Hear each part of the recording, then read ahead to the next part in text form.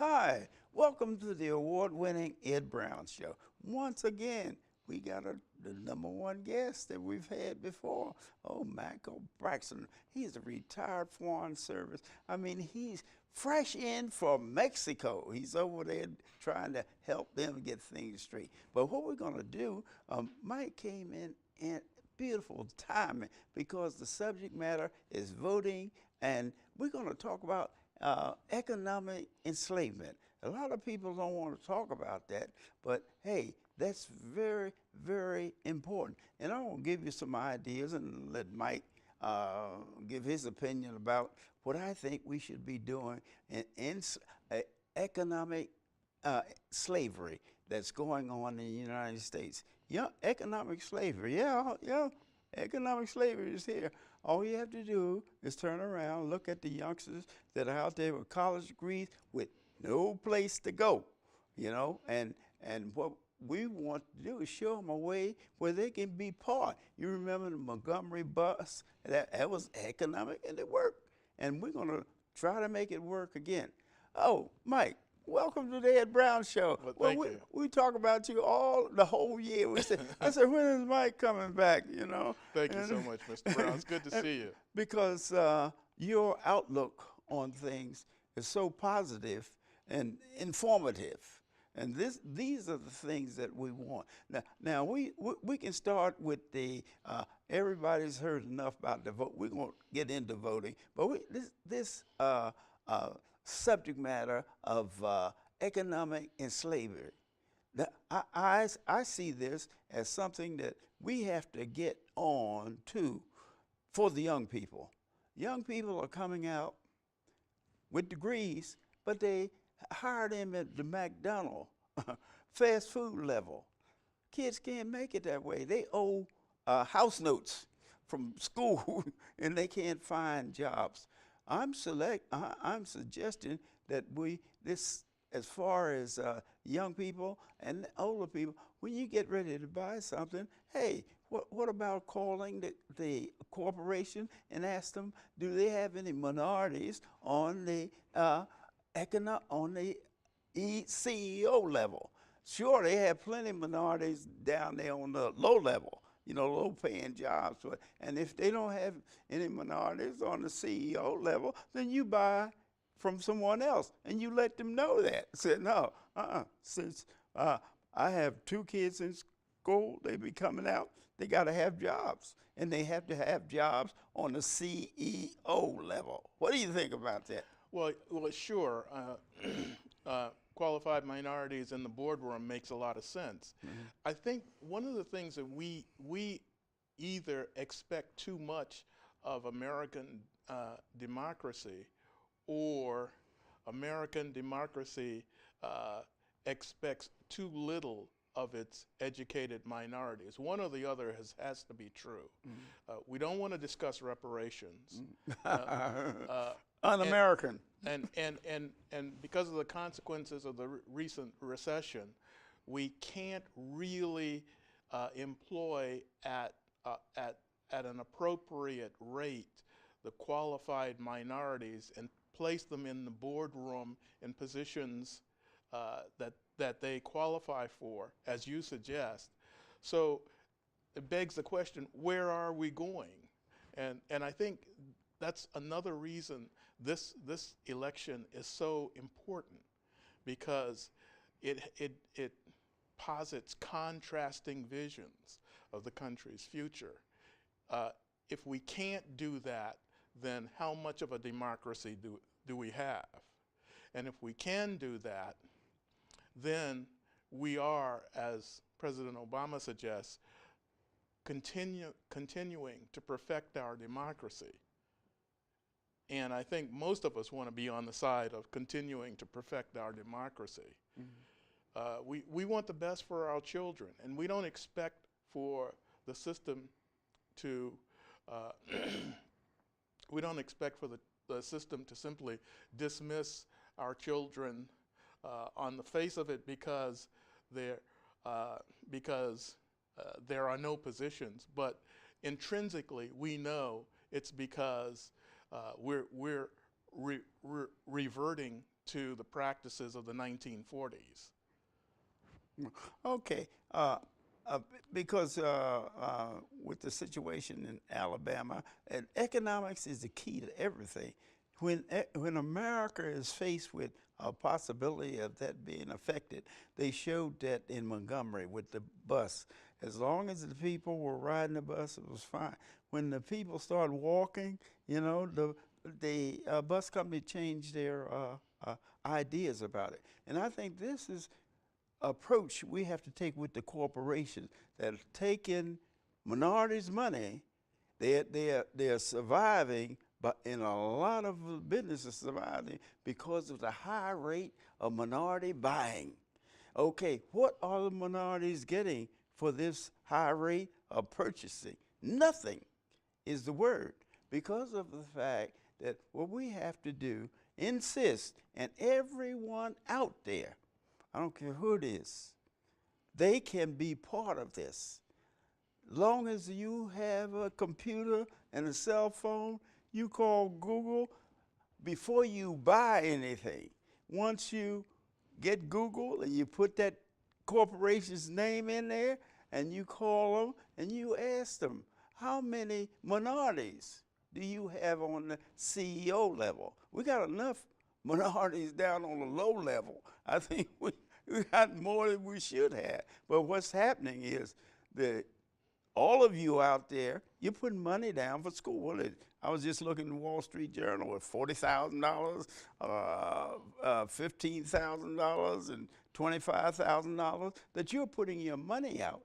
But really, it's not preparing your youngster for a job. Once he graduates, where does he work? McDonald's? Fast food? I mean, this is not good for mentally for the young people. There's no future there. Well, it's no accident that the country is called the United States, because that's what we strive for. We strive to be united, but we are not united when you send a minority out to fight in the Second World War. He comes back and he's attacked and killed because he's standing in a uniform of the United States. Right. And he's paying the same amount of taxes. He's put his life on the line in Germany or Japan, and he comes back, and because he's standing in the uniform of his own country, the country he fought to save, he's killed. Not in war, but in peace. So you're right. Yeah. Well, see, these are things that I'm really bothers me, is the fact that the way the system is working for young people. I'm thinking of young people, my grandchildren and great-grandchildren. What do they have in the future? If we don't put an economic boycott on the corporation, and you know for yourself, the corporations control 3% of the money. Yeah, no, indeed. And that means they, as far as jobs is concerned, so we have to boycott the corporations to the point that if they're not hiring minorities on the CEO level, hey, look, we go somewhere else. We also saw evidence of the power of the corporations when the gay community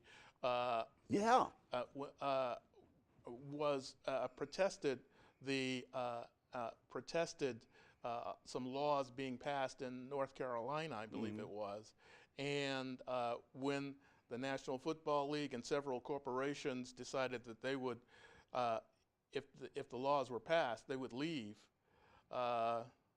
Suddenly, everybody except the gays. Everybody accepted the gays. The laws quietly died. The legislation quietly died, and we had status quo ante. Things went back to the way they were. Well, that's economic boycott. It worked years ago, and it will work right now. People have the best chance, but with the cell phones and computers, they can reach any corporation that they want in the world. And they can tell them, say, hey, look, how many minorities do you have on the CEO level? See, because that's where these youngsters are going to school, not to be a janitor or a maid. They're going to be on the CEO level. Chief Executive Office, if some people don't know what CEO level, the chief executive officer. That's what these young people are going to school for, not 9 to 5. 9 to 5, that's antique. It was long when I was coming. 9 to 5, 30 years, you retire, and you know, and that's it. You're very successful. You know, you got a retirement, and you got part of your Social Security. But hey, really, it's where is the future for the young people that are spending money, and the parents that are spending all of this money for education, and the corporation not hiring them on the CEO level? What do we do about it? Well, this requires planning and strategy, and that's what organizations like the NAACP and the Urban League are supposed to be about. And they're supposed to be planning these kinds of strategies. The Urban League has a report on the status of the state of Black America, and this is a good idea. It's a good approach, and we know that the strategy works. Montgomery is a good example. Right. North Carolina and the gay community is another example, and it seems to me that these kinds of strategies have to kind of encircle and define the political direction of policy making in the United States going forward. Otherwise, we're talking about crumbs from the table. Mm-hmm. Yes, because see, what they have to realize, economics is when you, just like Richard Wright, the great black poet, said, hey, you're not free unless you're economically free. And that goes right now. And what we really have to put our economic foot down. We have money, but we're not getting any return from it. As far as jobs is concerned, we're on the bottom of the ladder. And the young people and the grandmothers, grandfathers, they're putting up money to go to these schools, and the kids come out and they have a house note. Did you have a house note when you graduated from college? No. But Absolutely. Now kids have a house note. They owe $50,000, $100,000 when they come out with a bachelor's degree. What are you gonna do with it? And what's actually happening is they're borrowing in order to pay for their education. Right. And it's tantamount, it's the size of a house note before they can even qualify for buying a house. Mm-hmm. And it seems to me that the massive indebtedness, as Elizabeth Warren has outlined, the massive indebtedness of our children is tantamount to wage slavery. Right. That's why I call it economic slavery. That's my approach to it. We're in economic slavery right now. People don't like the word slavery, but it's true. All you have to do is check with the youngsters that are in college, check with the ones that have graduated, and see what level of employment do they have. And when you go to the polls, you want to read the speeches of the people who have opposed reducing the indebtedness of our children in vis-a-vis the universities, and the speeches of the people who have proposed a break for them in their payments. You know what that's called? And I tell people all the time, it's called homework. You got to do your homework. You can't go by what Aunt Susie or Uncle John and say, oh, he's okay, he did this. You can't do that. You have to do your homework. Once you do your homework, just like Mike said, you see what is necessary to get these things done. They're not going to give it to you. They're not. Don't wait for the.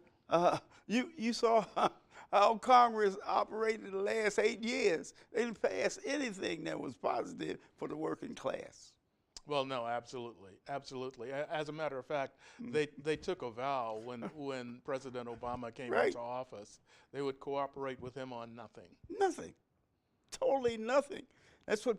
The things that he was able to squeeze through, they said, well, we take his name off these health plans because they're working. You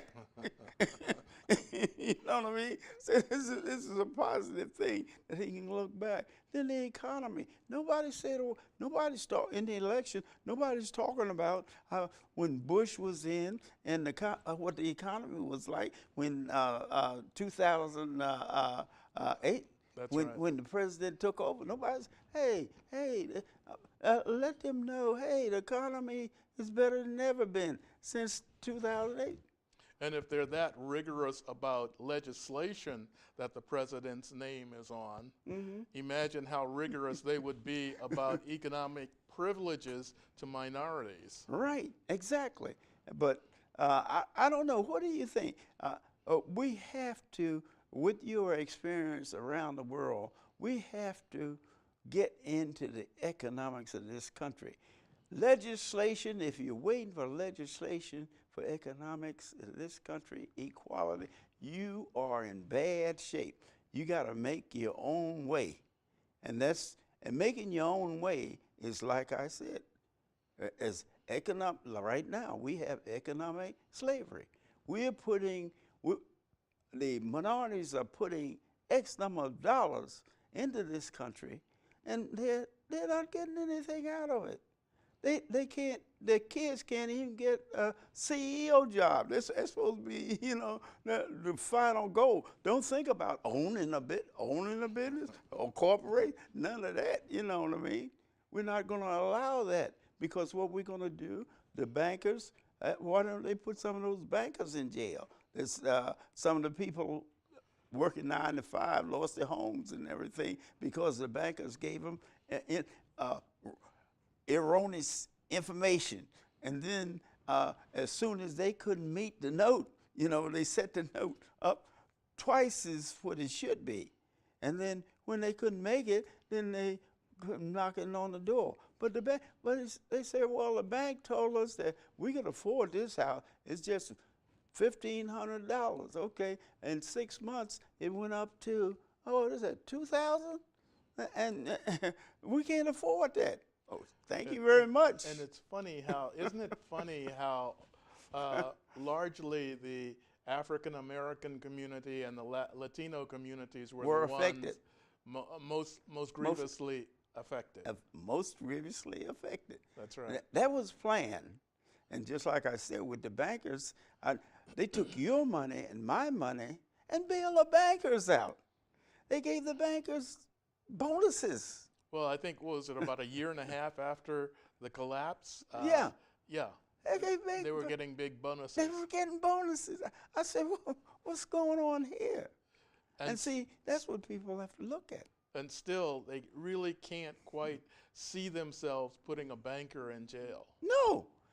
When the last time a banker been in jail, do you know? I don't know. I don't recall. Yeah, I think the latest statement on this is a speech by Elizabeth Warren asking the same question. Yeah, when the last time a banker. And hey, Wells Fargo, one of the top bankers, they were training employees how to cheat you. That was extreme hubris. That was really extreme.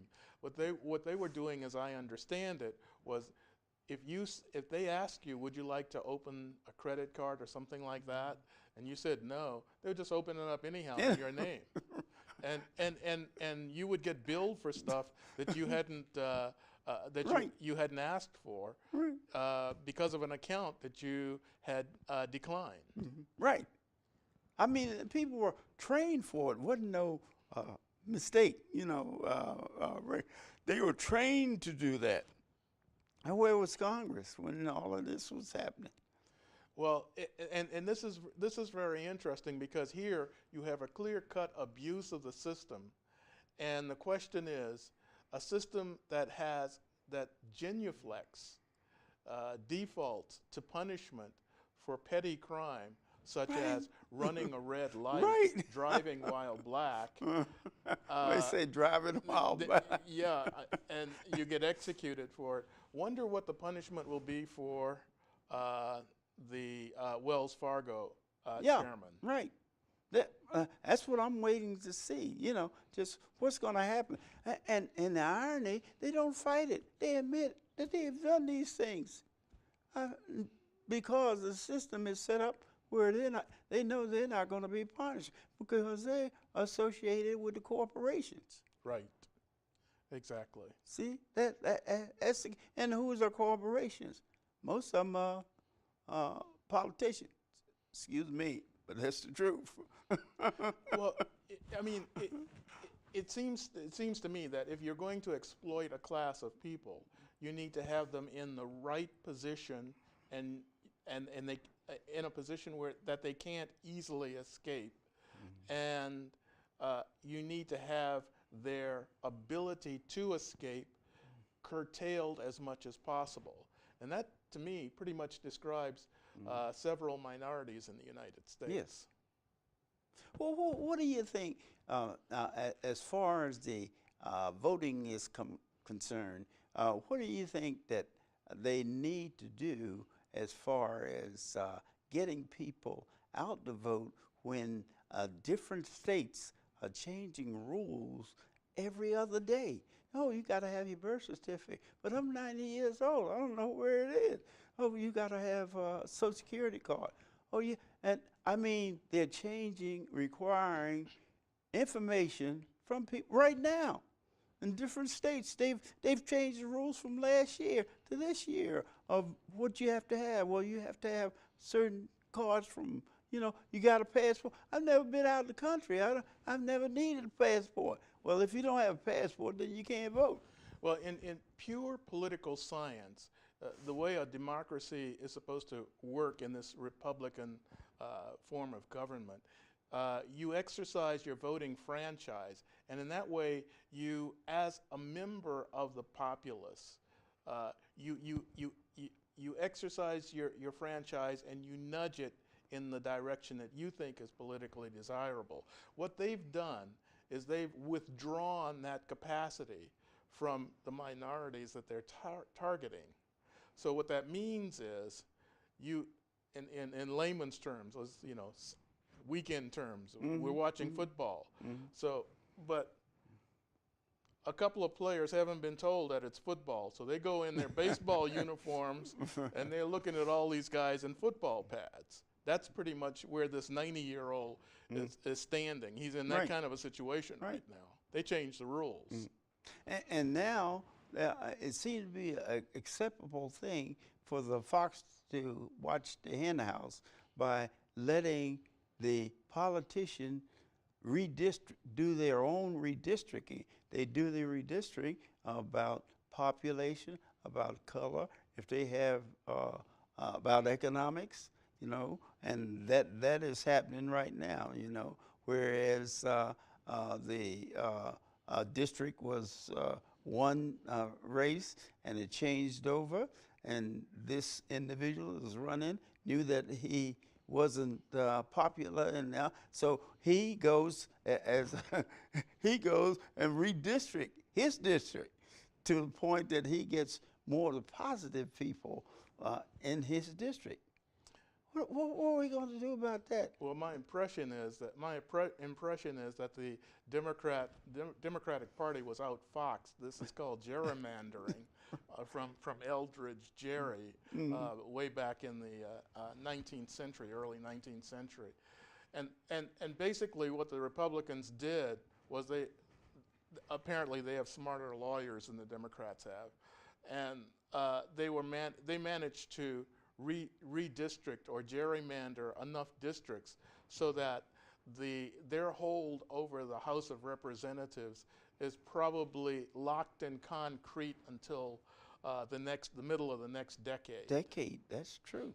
And see, the people don't realize with this, and they look at other people when you talk about term limitation. Term limitation, that's our barometer for putting people that we control in charge of the money committees, appropriation committee.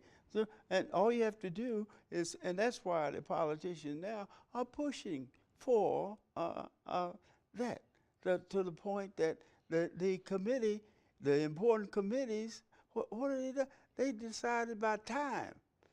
So if you've been in there 90 years, that means you're an expert. So we make you chairman. That's the only qualification is time. So what happens, the politicians are out there trying to lengthen the terms. Here in Prince George County, they want to instead of 2 terms for county exec, we're gonna make it 3. For the council, we make it 4. You know, in other words, and the thing is, well, that's how the chairman of the money committees are selected, by the length of time they've been in office. Right, right. That is the barometer.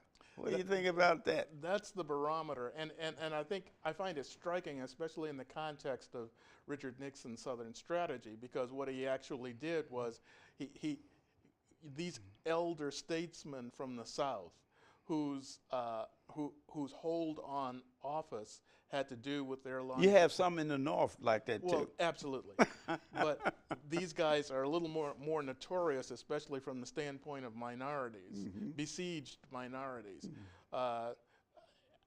What his Southern strategy did was they took this gerontocracy that was part of the Democratic Party Dixiecrat wing and switched it to the Republican Party, implicitly guaranteeing that they would maintain the same hostility towards minority rights as the Dixiecrats had always highly valued. Well, we're running out of time now. Just give me your idea on the first of all the election, how important it is to vote, and that a lot of people don't like that title, but I like that economic title when it said economic slavery. That's what you're in. You're and the minorities are in economic slavery. Let's get your opinion on that. Well, I can put it fairly succinctly. Martin Luther King taught us that character counts. In this election, if character does not count, then we will have a President Trump. Then the question becomes, if character doesn't count, will this slavery that you're talking about continue? And yes. I think The answer is yes. And I think lack of character and slavery can coexist very easily. Right. And really that's what we want to do. So hey, I'm going to end this. We're going to have Mike back here. He's going back to Mexico. He's running away from us, man. I've been trying to, every time he come in town, I try to make sure he comes on the show. But the thing that we want to leave you with is do your homework on the voting. And the other thing is that you are in economic slavery. You may think because you have 2 cars or 4 cars, a big house that you're not, but you are. And to control that, what you have to do is stop buying all that stuff you don't need. And if the corporation don't have minorities on the CEO staff, don't buy. You don't have to buy. That's your greatest weapon. Is your pocketbook. Stop buying. This has been Ed Brown. See you next time.